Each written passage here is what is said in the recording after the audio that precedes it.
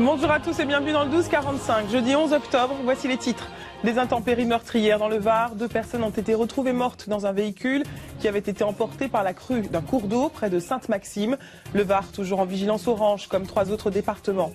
Une 60aine d'élus municipaux blancs dans l'Indre en colère. Ils menacent de démissionner ce soir si les pouvoirs publics ne renoncent pas à fermer la maternité située dans leur commune. Un bras de fer est engagé. Êtes-vous...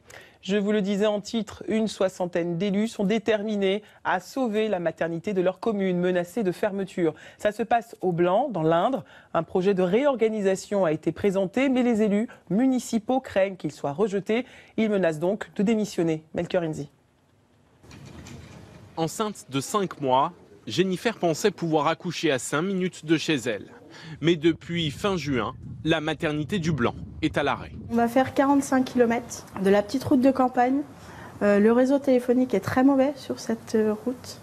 Donc s'il y a la moindre complication, on sera seuls, le papa et moi, livrés à nous-mêmes. Elle devra aller à Châteauroux, Châtellerault ou Poitiers, à 1 heure de route.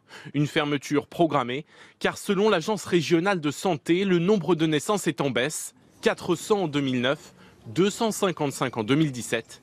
Depuis des semaines, les habitants se mobilisent, espérant que le ministère de la Santé suspendra la fermeture. Vous imaginez, c'est un moment de stress, on a besoin d'être accompagnés. Ce soir, une 60aine d'élus locaux démissionneront ensemble. L'ultime moyen, selon eux, de se faire entendre. C'est vraiment un SOS pour dire, mais écoutez-nous, c'est vraiment un problème de santé publique. Les habitants de ces territoires un peu isolés ont le droit de vivre comme ceux des métropoles. Le ministère de la Santé justifie la fermeture par la baisse du nombre de naissances qui ne garantirait plus la sécurité des femmes enceintes lors de l'accouchement selon des normes internationales.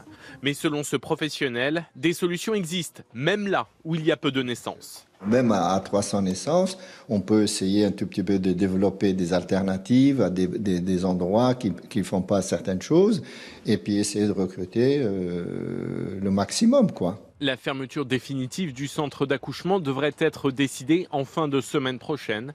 Les habitants craignent que d'autres services comme les urgences soient également fermés dans un avenir proche.